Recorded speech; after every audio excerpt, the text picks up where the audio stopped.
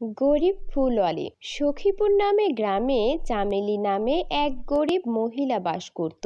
চামেলির স্বামী তাকে অনেক আগেই ছেড়ে অন্য কোথাও বিয়ে করে চলে গেছে। চামেলির দুটো মেয়ে ছিল। সেই মেয়েদের মানুষ করার পুরো দায়িত্ব চামেলির ঘাড়ে এসে পড়ে। চামেলি কোনো কাজই পারত না, কিন্তু সে খুব ভালো ফুল চিনত।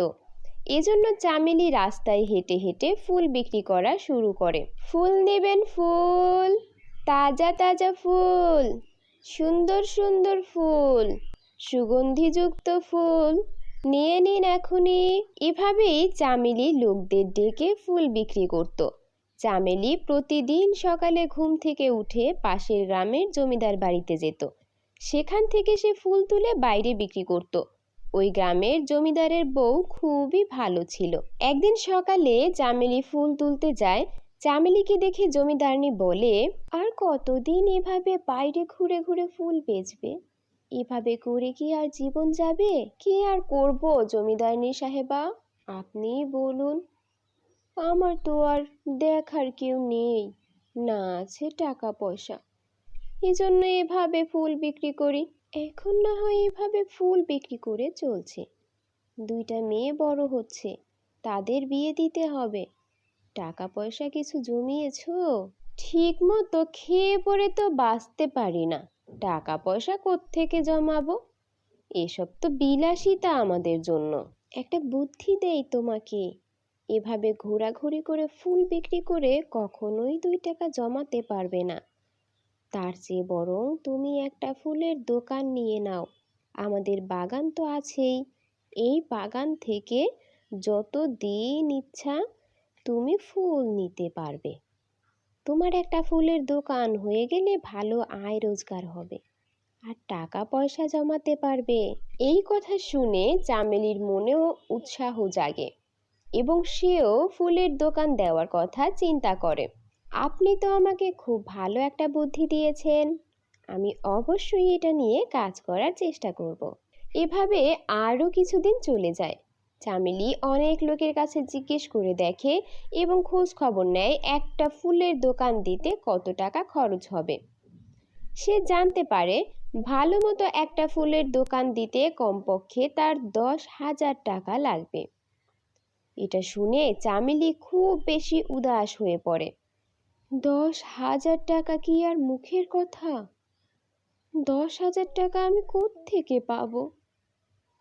10,000 টাকা থাকলে তো আমার সব দুঃখ কষ্টই মিটে যেত।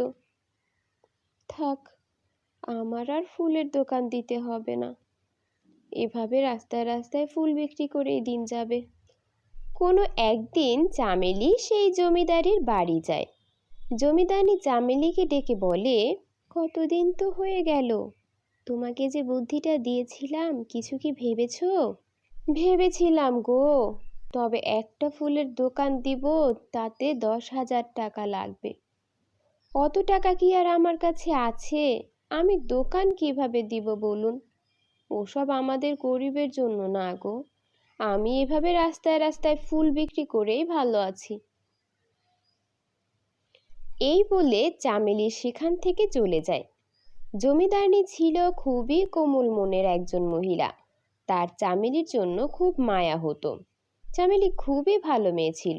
আহারে, মেয়েটা কত ভালো, কিন্তু কি পোড়া কপাল নিয়েই জন্মেছে।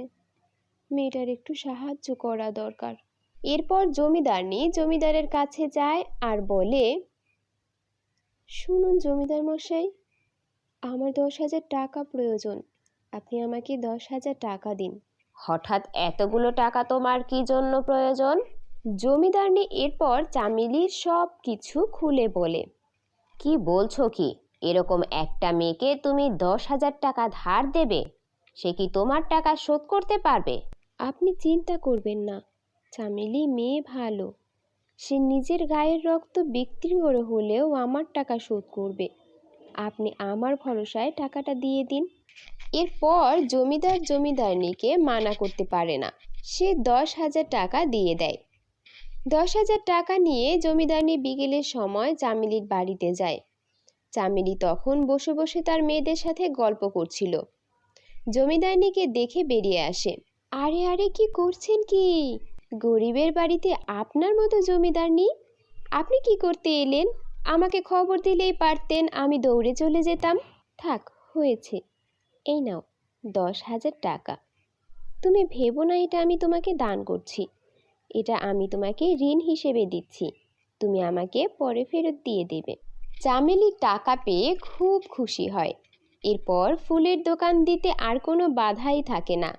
চামেলি একটা ফুলের দোকান দেয়, আর সে ফুল বিক্রি করে কিছু কিছু টাকা জমিয়ে জমিদারনির টাকা শোধ করতে শুরু করে। এভাবেই কয়েক বছরের মধ্যে চামেলির অবস্থা আগের থেকে অনেক ভালো হয়ে যায় এবং চামেলি কিছু টাকা জমাতেও শুরু করে তার দুই মেয়ের বিয়ের জন্য।